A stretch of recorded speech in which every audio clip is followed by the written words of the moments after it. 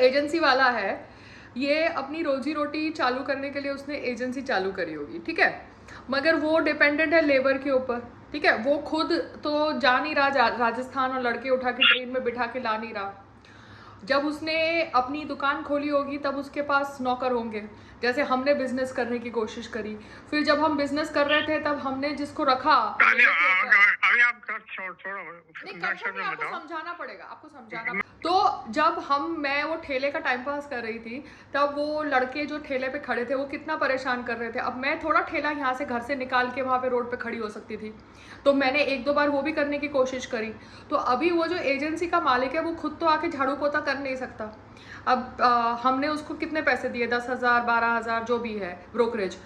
तो अभी अगर वो नहीं करेगा तो दे देगा वापस, बिकॉज गरीब आदमी के लिए वो 10-12,000 15,000 बहुत ज्यादा है, उसके लिए तो वो 15 लाख की तरह है, ठीक है ना। तो प्राइवेट लिमिटेड कंपनी है वो। हाँ पापा, तो प्राइवेट लिमिटेड कंपनियां तो हेल्दी हसल भी है, हेल्दी हसल का टर्नओवर भी हो रहा है। हाँ, और वो यहाँ के अहमदाबाद का बेस्ट मतलब ये एजेंसी है।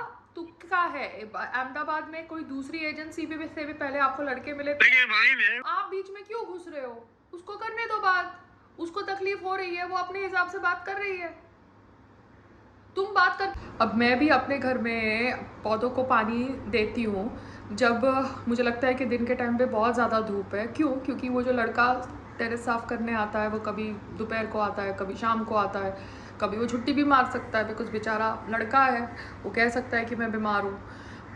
जबकि ये लड़का वो पहले लड़के से बेटर है, थोड़ा हंसमुख इंसान है, हंसता है, अच्छी तरह से बात करता है, मगर है तो इंसान ना।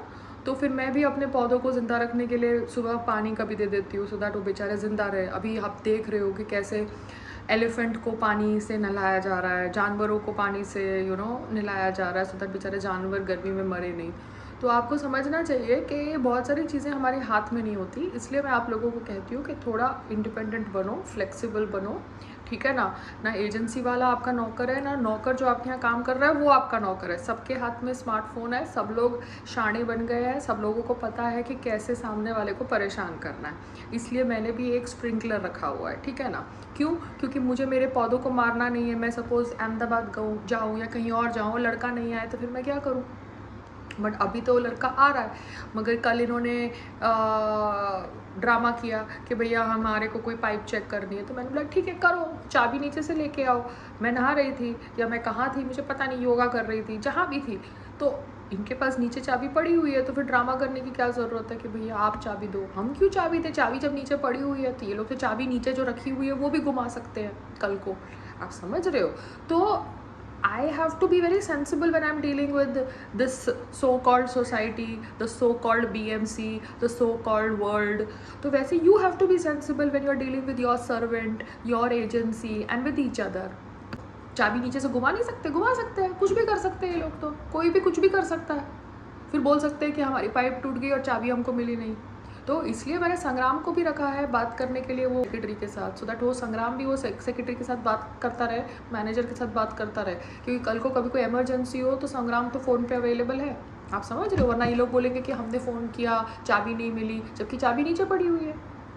Do you understand? इनका एक डब्बा नहीं है चाबी रखने का, इनका ऑफिस में कोई सेटअप नहीं है, बिकॉज इतने सालों से इन्होंने बैठ के गलत तरीके से बिल्डिंग बनाई या सही तरीके से बिल्डिंग बनाई या पैसा खा के बिल्डिंग बनाई, मुझे क्या पता इन्होंने इतने सालों से ये सब क्यों नहीं किया। आई हैव नो आइडिया ना। सो उसी तरीके से you also have to be patient and calm with each other. Aastha channel सुनो, Aastha channel. Slight bruising has happened, तो ये फेस पे तो नहीं कर सकते, तो फेस पे कोई थ्रेड व्रेड नहीं करना, फेस पे RF ही ठीक है, रेडियो फ्रीक्वेंसी, बिकॉज थाई पे ब्रूजिंग चलेगी बट फेस पे नहीं करना, बिकॉज कोई भी डॉक्टर जानबूझ के तो ब्रूजिंग करेगा नहीं, और कोई भी डॉक्टर गारंटी नहीं देगा कि भैया हम आपको ब्रूज नहीं करेंगे, तो फिर वाई टू टेक चांस, है ना बेबी। मुझे ये जो बड़ा घर है उसको निकालना है, क्योंकि ये बड़े घर को मैनेज करने के लिए सर्वेंट्स चाहिए होते हैं, मगर वही है कि ये लोग जो ओलंपिक्स का ड्रामा कर रहे हैं या जो भी स्पोर्ट्स का ड्रामा कर रहे हैं गुजरात में डेवलपमेंट के नाम पे, तो उससे प्रॉपर्टी के प्राइसेस 2 साल के बाद बढ़ जाएंगे। जैसे पर्ल हाइट ये थोड़ा रेनोवेट कर दे, पेंट वेंट कर दे, तो ये फ्लैट का भाव भी बढ़ जाए, वरना अभी बेचने का तो कोई फ़ायदा है नहीं, कोई खरीदेगा ही नहीं, because this area is a syndicate kind of an area. So nobody will give me a proper price of this terrace attached to this flat, because जिन्होंने बेचा उन्होंने वो थॉट प्रोसेस से बेचा ना कि पायल परेशान होकर 10 साल में 5 साल में चली जाएगी, उसको क्या पता था कि पायल तो यहाँ पर रहेगी 15 साल, समझ रहे हो? तो we can't even sell the property at peanut rates, and then we have properties where we are dependent on labor, you know. बड़ी प्रॉपर्टी होती है तो ज़्यादा हेडेक होता है, छोटी प्रॉपर्टी जैसे अभी पर्ल हाइट की है तो उसको मैंने सील करके बंद ही कर दिया है, टेरेस का ही रखा है बाहर, you know, so that I am not dependent on labour. मगर old people who are used to servants, they are not able to, you know, become flexible at this age, because India में कितने senior citizens हैं, वो लोग flexible नहीं हो सकते क्योंकि उनको आदत नहीं है, उन्होंने अपनी बॉडी हिलाई नहीं उस हिसाब से. यूएस में people are not use to servants, बच्चे बचपन से ही अपना बिस्तरा बनाते हैं, बच्चे बचपन से ही अपनी कबर्ड्स ठीक करते हैं, बच्चे बचपन से ही खाना बनाते हैं अपना, हस्बैंड्स वहाँ पर कुकिंग करते हैं, डिश वॉशिंग करते हैं, वाइफ्स काम करती है, कुकिंग करती है, तो वहाँ का कल्चर ही अलग है. यहाँ का कल्चर ही फक्ड अप है, आप समझ रहे हो, जातिवाद की वजह से कि हम रिच है, तुम गरीब हो, तो तुम गरीब हो तो तुम हमारा ये काम करोगे, हम रिच है हम ये काम नहीं करेंगे. तो ये सब नॉनसेंस की वजह से, यू नो, जो रिच पीपल है, एजुकेटेड पीपल है, they have let the poor class be poor, because if they make the poor class educated and if they make the poor class come at level, at par with them, then who will do their झाड़ू पोता and cleaning? Because आदमियों को तो बर्तन धोने से भी शर्म आती है, आप समझ रहे हो, बिकॉज वो समझते कि भैया हम बर्तन नहीं धो सकते. वो ठेले पे वो लड़का था राकेश, वो कहता था कि मैं बर्तन नहीं धोता, तो गधे तो क्या करता है, तो खुद का बर्तन खुद नहीं धोता तो कौन धोता है, तेरे को कोई अंबानी आके तेरा बर्तन धो के देता.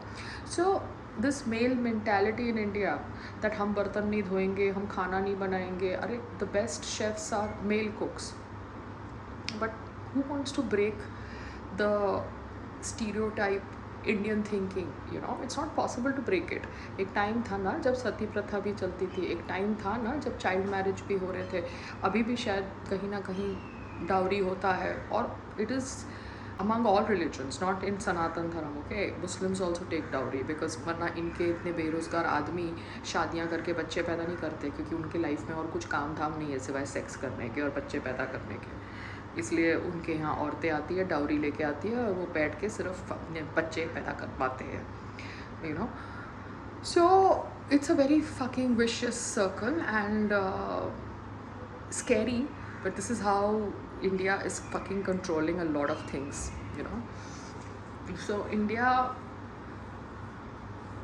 may become a superpower probably because of this kind of population explosion, you understand, and this kind of mentality where the poor are being kept poor and the rich are being, you know, okay with that zone that poor are existing. So it's a very complex situation and the complex world that we live in.